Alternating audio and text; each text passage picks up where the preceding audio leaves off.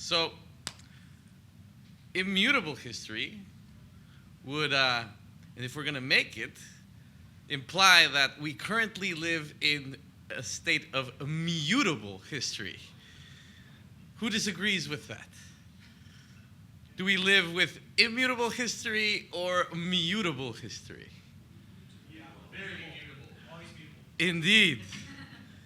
There's even a dictum for it, famously saying, who controls the past controls the future, who controls the present controls the past.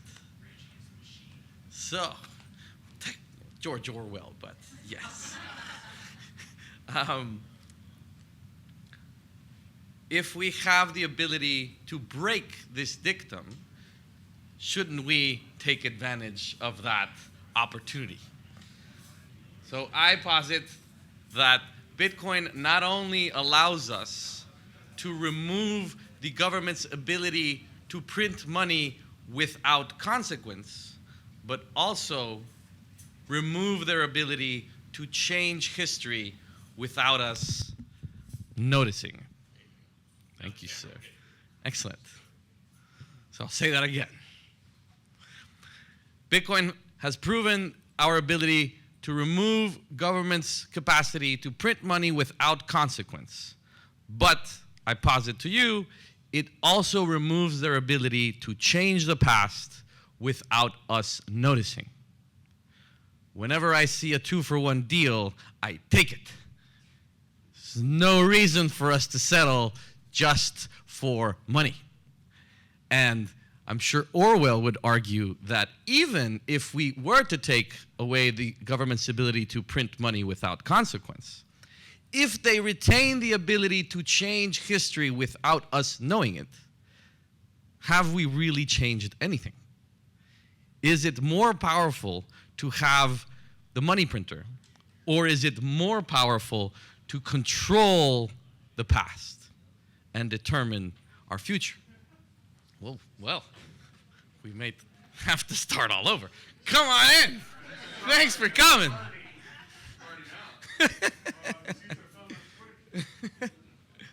Right on. Thanks for joining us. Take two. Right on. Middle seats only. One dad, one seat in front. The show is about to begin. So, let's make immutable history.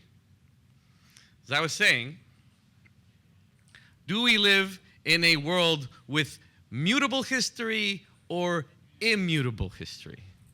Does anyone want to argue that we already have immutable history? No. There's even a dictum for it. Orwell's dictum. Who controls the past controls the future. Who controls the present controls the past. Maybe you've heard, history is written by the victors. Basically the same thing, right? But what if history was written by everyone? And since Bitcoin is for everyone, then everyone can write their own immutable history. And what would happen if history is no longer mutable? But rather, what happens, happens. No do-overs, no rewrites.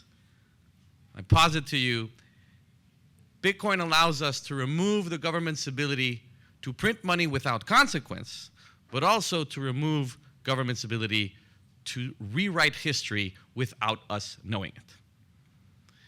If we succeed in our mission to end the central banking, etc., have we really changed anything if the government can continue to rewrite the past and determine our future? If Bitcoin allows us to do both, why settle just for one? I think we're settling, and we should not. Let's take as much as we can and allow freedom to go up. So, take a journey with me, and let's break this dictum, if you dare. Imagine we are now inside a time machine, and we're traveling to the date, August 10th, 2019, to a certain metropolitan correctional center in New York City. If anyone is concerned about privacy, hide your face now, and let us pretend that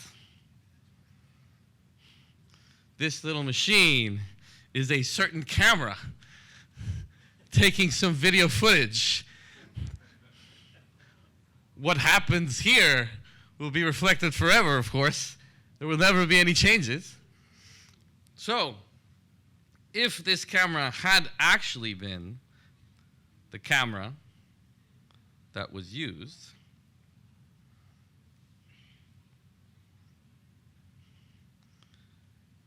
who knows about the Open Timestamps Protocol? Raise your hands. Or if you have never heard about the Open Timestamps Protocol, raise your hand. We got a lot of noobs. So, the Open Timestamps Protocol, I invite you all to visit opentimestamps.org. Check my work. Opentimestamps.org. Public since 2016, open source. The Git is there. You can check it yourself. Hardcore Bitcoiners have been using this for over 10 years or going on 10 years. And it's right here. You can just scroll down, and this little video that we just created, all you need to do is drag and drop. Very hard. Ooh, stamping. Success. It has now been downloaded to, an OTS file has now been downloaded to my desktop. Let's see, open it up. And here it is. There's that file.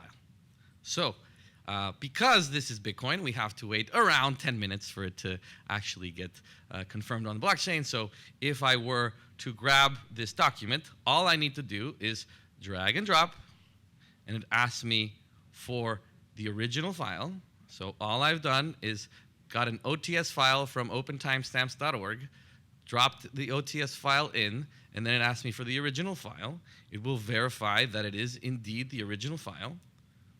But, of course, the Bitcoin transaction is still unconfirmed because, it takes a while to mine a Bitcoin block. But we are patient, right? So, that is opentimestamps.org. It's awesome. And now I invite you all to visit Simple Proof, or welcome to Simple Proof. It's the company that I helped co-found. Here, we're going to do the same thing. We're just going to grab the same file, upload it here. Very simple. I am not a dev. I just really like these things. I like when you drag and drop and you can just do things, right? Boom. I've just uploaded as well with Simple Proof so that we'll check that this is all true. Of course, it's now pending, so I can't actually verify it yet, just like in Open Timestamps. And then we've created this other open source tool called the hash list generator, so I can do the exact same thing. Drop that video file. Boom. I now have a CSV file that I download, and I can go back to my console here. And I promise this makes sense. And I drag and drop the CSV file that will process the hashes. So I will show you both a hash only and a file, plus we've got the original one on Open Timestamps. This is all open source. None of this is proprietary. Simple Proof is to the Open Timestamps Protocol what Strike has been to the Lightning Network. We want to make Open Timestamps sexy again, right? But even cooler is, who knows what SHA-256 is? Or who doesn't? You want a ball? Woo. Oh. Don't worry, SHA-256 is just a unique identifier that any digital information contains. So you'll learn. I'm passionate about creating a future where little boys like you and girls will learn this just like you learn about simple addition and subtraction. This is just basic math. It's easy. And it's all open, well, at this point it's open source. And so we can just grab our original file, drag and drop, in this case, this specific one, and it out pops this unique identifier, right? So it just means any digital file contains a fingerprint, a genetic code, something that is very unique to it, that if anything were to change, the smallest of pixels, this code that I'm showing here, see, would change. So think of it as fingerprinting digital files so that if anything were to change, then it's no longer that file, and this would change. So it's the simplest way in the digital realm to verify whether or not you're looking at the same file, right? And so none of this is private. This is all out in the public. You can check this yourself, right? So while we're waiting for that to confirm on the Bitcoin blockchain, I want to introduce you to Stacy's. Is the sound on if I turn on video? Okay, well, 100 seconds of a little video we created down in Screven County, Georgia. The real focus has been on making sure that everything is fair and that everyone is Go. talking about some of the cybersecurity issues, and especially of like AI and how it can be used against us. On election night, I would run the reports and bring that information into this office where we have the computer that's connected to the internet. When that information touches the internet, it should also get timestamped to the Bitcoin blockchain. So Stacy came to our second official meetup from maybe her political beliefs. I think that's kind of what led her to But it. it is important that it's the Bitcoin blockchain because it's not controlled by anyone. Even our rural, small county office was easily able to afford this technology. It was not expensive at all. It's the first time an American institution decides to invest in protecting and preserve its history with the power of the Bitcoin network. Verifying. Don't just trust, you verify.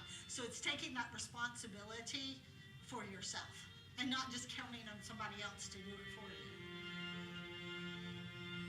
I think as Americans it's very important that we remember the people that created our nation. That's what's going to help us remember to keep those freedoms. We have to keep fighting, and we have to keep remembering the importance of preserving those freedoms.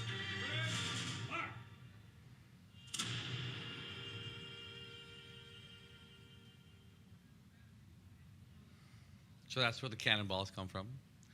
That was Stacy Herbert. Oh, Stacy Scott, sorry, Stacy Herbert. Different Stacy.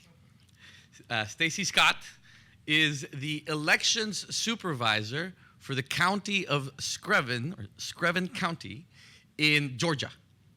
She's the first government official to use the Bitcoin network to protect a public record in the United States, and it was specifically election records from November's presidential election. So, thank you.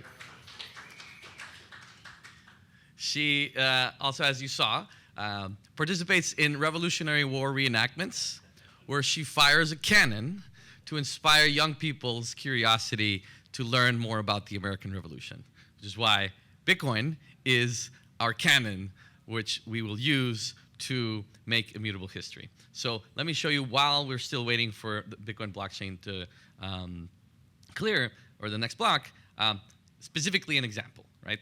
This is the certification of returns produced by the County of Screven, signed by the Board of Elections and Superintendent Supervisor of Elections, Stacy Scott. Stamped and sealed. So on November 12th, when they finalized doing all of their election work, they produced the document, and similarly to how I used my camera, they have some type of scanner that scanned this document, and they submit it to Secretary of State alongside all of the, everything that was produced for the election. So this time, not only did they send this to Secretary of State, they also sent it through Simple Proof in a similar way, which I just showed you, to generate a proof on Bitcoin. So how does that actually work? Well, here on this link, which they share on their Facebook page, you can then go to the file verification, which is what we provide. And so this was available to us on November 12th, 2024 at 12:47 p.m. And there is proof on block number 870032 that has a timestamp of 12:58. That is 11 minutes after we received it. Why? Because more or less it takes 10 minutes for blocks to be confirmed, and that's where you can find the proof from that hash. So I could download the document right here. Bing.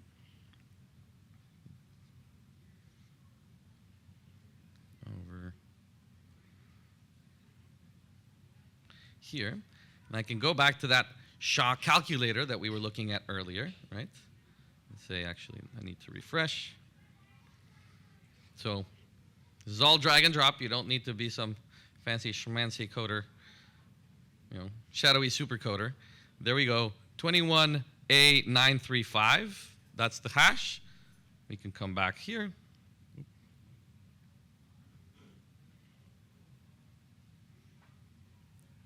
21A935.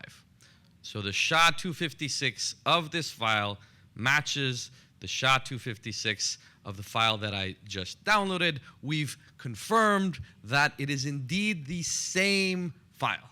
It hasn't changed. But how do we know that it is actually the file that was produced on November 12th? Well, that's where the magic of Bitcoin comes in, specifically the OTS file. Similar to the one that I downloaded earlier when I uploaded a file. OTS stands for Open Timestamps. That file, which I can show you what it looks like here, is all this gnarly cryptography produced by Mr. Peter Todd and his friends that created the Open Timestamps protocol. This is, to me, worse than Russian or Chinese. I wouldn't ask anyone here to pretend to understand it, but maybe someone could, run us through the math later. But so we understand as simple proof that we need to make this easier to digest for the layman, especially for government bureaucrats like Stacy Scott. And so everything I just showed you, this is a graphical interface that we've built to make it easier to grok. So that same hash is down here at the bottom of this Merkle tree, 21A935. It's unnecessary to read the whole thing. It's usually the same, right? So that is at the bottom of the Merkle tree. And so we highlight in orange so you can follow the orange brick road all the way to the wizard. The next block over is just a series of mathematical proofs that concatenate together. So this is one hash with another hash concatenated, rehashed to produce a new hash. And we do that, and it's essentially like weaving a fabric of mathematical proofs together. This is what is happening in the background thanks to the Open Timestamps protocol, leading all the way up to this Merkle root. The Merkle root of this Merkle tree contains another hash, E9B3, FE. The difference between the Merkle root and the rest of the tree is that it also contains a transaction ID. So you could copy this, pop it into your own node, which everyone here is obviously running at home, but in case you can't connect to it at the moment, you can then click here, and we send you to the mempool.space, the wizard's database, right? So now we are seeing block number 870032 on the Bitcoin blockchain that has a timestamp of November 12th at 12:58 p.m. The same one I had shown earlier, correct? Here we go. And so this is no longer the simple proof database. This is no longer open timestamps. This could be your own node. This is just the mempool implementation of it. And in that one transaction is this hash, E9B3FE, right? The same as up here, E9B3FE. What does this mean? This means that this unique code, this SHA-256, which there are more SHA-256s than there are atoms in the universe. It's a large number of these. So the mere fact that this exists means that if there are other things under it, for example, these other hashes that are what lead to this hash, it means that everything else also exists. And if this exists on this transaction, on block 87032 with this timestamps, It means that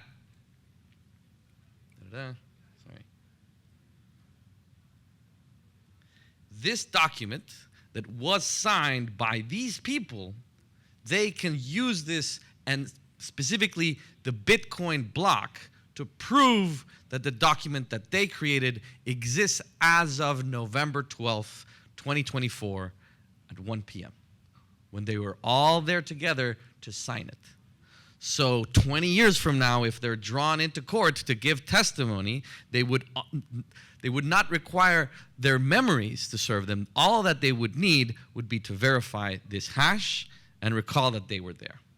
Essentially meaning that the public record that was produced, as long as it reaches a Bitcoin block and is hashed, can be proven to be immutable. Unless someone wanted to, was able to roll back Bitcoin's blockchain or travel back in time, then whatever gets on Bitcoin is the most protected information that we have available. So let's check back on our timestamps, right? From our our pretend video from the New York City Correctional Facility. And so I've uploaded again the OTS. It's asking me to drop the original file. It's hashing, verifying. It's not confirmed yet.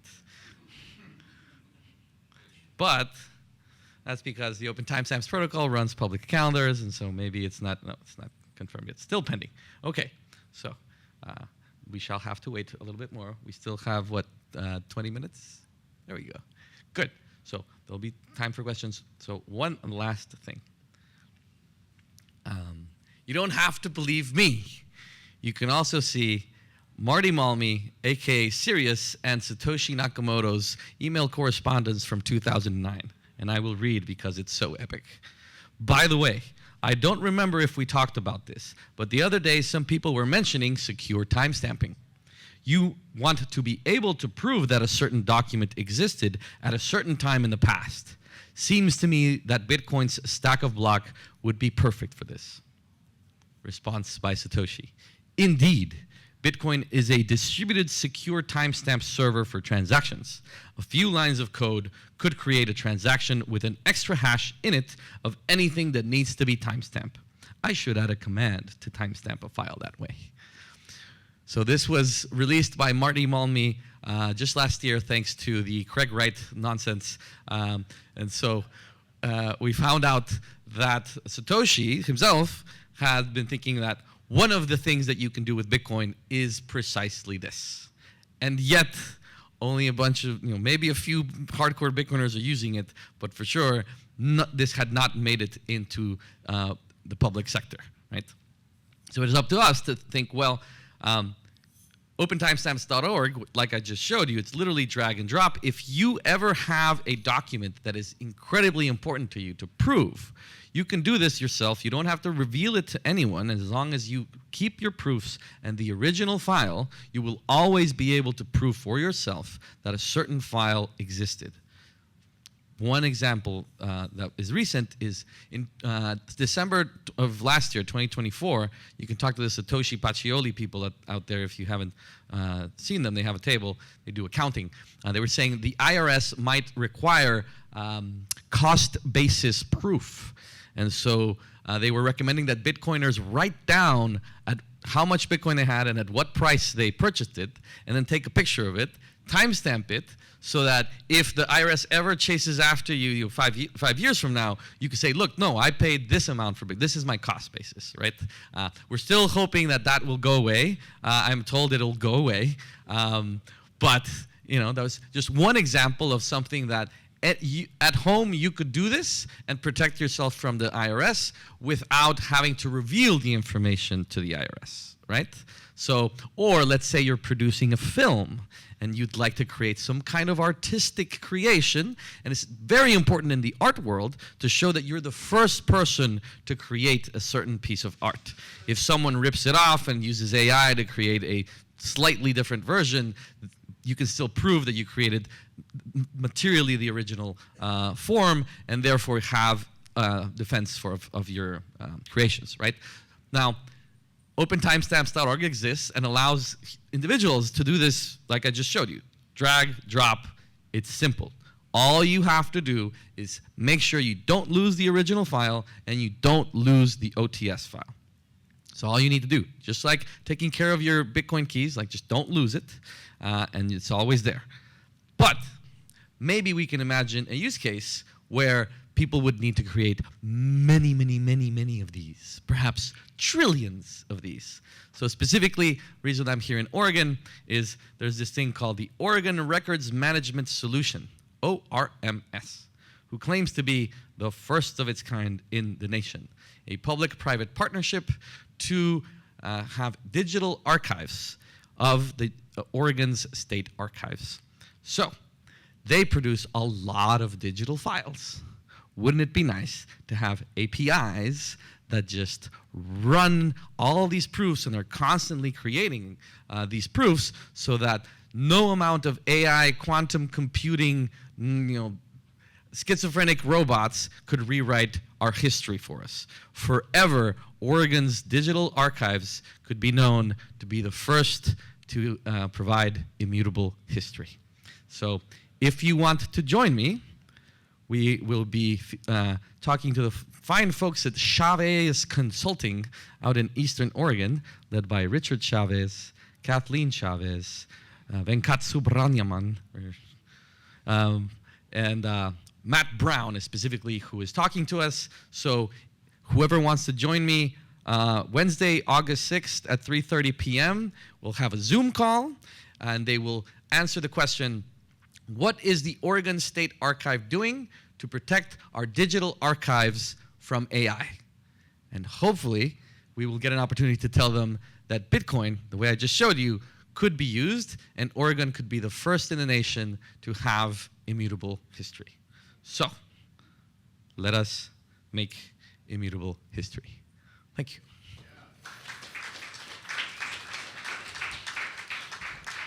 Whoever wants to ask a question gets a ball.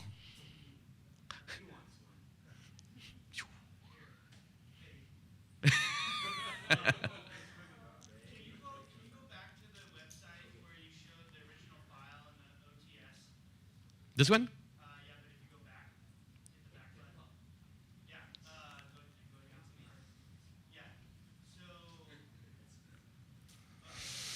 this is something that I haven't seen. I've used OTS to do exactly what you were saying. With Nice. taxes, because the government was considering requiring us to report our tax bases. Yep. So I used this to save that. Mhm. I haven't gone through all the way to see the source file and the OTS file side by side. So is this website maintained and updated by Simple? Yes. So what I'm showing you here is because we're still waiting for Bitcoin to do a Bitcoin. It's what I'm showing you here is the example of how the Screven County public documents can be seen via simple proof. So this is us having a simple UX and what this could look like for public records. For example, if you ever do a FOIA request, Freedom of Information Act, there's something sensitive that you want. If you get it, they could very easily give you the timestamp, and then you could verify it. But specifically, what is open source and is available for anyone to do is what I just showed you. We'll see if now we are cooking. Let's get those blocks, miners, lazy miners. Lazy. Damn it. So, 45 minutes is usually enough time, but we're cutting it close. And so it'll show you everything under the OTS file and how it tracks that to the Bitcoin network, right? So if you want to do this at home, right, you basically would have to nerd out and go down here to how it works and download the software, run your own open timestamps server and client so that you check all the code and you can run this yourself. So I think the point that I'm trying to make is that a lot of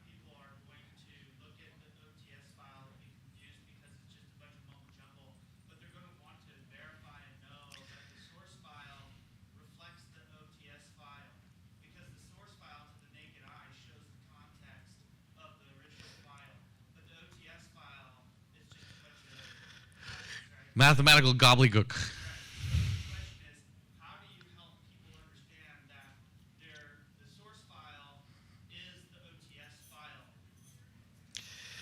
Indeed. So OTS Navigator is what we've built to attempt to do this. So basically just, oh, crap, 1 second. You upload an OTS file. Yeah, it hasn't confirmed on the Bitcoin chain because the miners are lazy. And so, yes, I could do that. Well, it's the same as just showing you this. But yes, as a for-profit company that provides these services to the government officials, our goal is to continue to make even more easy tools like what I'm attempting to show you right now, within the context of, Bitcoin takes a little longer. Does that help? Sort of. I think Let me see. it's incredibly important to help people understand that the source file is the OTS file rather than requiring trust. You are able to verify that that is the actual source file. Yep, you basically the source file you verify first with a SHA-256 calculator. You verify the OTS file. So you verify the source file. You make sure that your original source matches the SHA-256, and then you can confirm that that SHA-256 has an OTS that leads to a Bitcoin transaction. So, The process that you take from the first upload the original source file and receive that output. yes. And then you know that output translates to the OTS file. Yes. So basically, by doing this, we push everyone that cares about verifying public information to start to learn how to use mempool to figure out and use it as, not only is it the money, but it's also, if you work in journalism and you're trying to verify public information, you're going to have to start learning how to navigate a mempool. I think one gap for me that I unlocked was there's multiple documents being proven in that OTS file, right? So you're basically batching anything that's uploaded to open timestamps within the 10 minutes until it's finally confirmed on a block, right? And then the Merkle root is basically the last one to actually get embedded in the block, right? So we have we have a lot of these happening concurrently, so that our goal is You're mixed with other users here. we're doing tons of things here, and so yes, as long as we get one transaction on a Bitcoin block that has one of these hashes, that's enough to anchor all of the digital world to the Bitcoin network, pulling everything that's digital into a proof of work consensus chain that is fundamented by energy, right? So we are using Bitcoin to tie the digital realm into energy in the physical world. Yep. Is there some extra cost at some level involved in? Is that Bitcoin timestamp less desirable for a miner to mine or more desirable? So this. How is it possible? So this transaction that contained that hash paid 3,569 sats that just competed with the rest of the transactions to get on the block. Specifically, we use the op return function. That means that in this case, the op rep return has a 0 Bitcoin output, meaning that it's technically prunable. So miners could care less as long as we provide the miner fee, but then nodes, if they ever decide to prune their nodes because it's adding too much weight to the blockchain, can remove this. However, if we are successful in getting nation-state historical records, it would suggest that every nation-state in the world must run a full node, and therefore we turn the government into full node runners. Else they risk getting hoodwinked by nation-state adversaries that are managed to change their history. And so, yes. And it's one transaction per block is all we need. We run about 5. So we run 3, between 2 and 3. And then Open Timestamps runs another 2 and 3. And so it's usually between 4 and 5 transactions per block. You can see here, 234 bytes. So for around 1,000 bytes per block, we can make all of our digital history immutable and remove the government's ability to change the past. I say that's a win. Some monetary maximalists disagree, but most don't. But they don't tell anyone. So now I'm telling you. So if you want to join me, on Wednesday at 3:30 p.m., we will have the opportunity to ask a certain Matt Brown, ORMS Program Administrator at the Archives Division, what is Oregon doing to protect the digital archives of this great state against artificial intelligence rewriting our history? So, if you're not busy, we'd love to have 50 people show up on that call so that he's forced to tell the Secretary of State that people are really keen on protecting our digital records from artificial intelligence. And Oregon can become really first of its kind in the nation. So, let me do the open timestamps one more time, see if the miners got their act together. Jesus, these miners. Let's see. Does open timestamps have like a fund to fund the fees for this demo? Yeah, let me see. So, still pending. Come on. Yes, there is a geyser, I think. Maybe you could have bumped the fee. No, not like that. No. Let me see if our console went.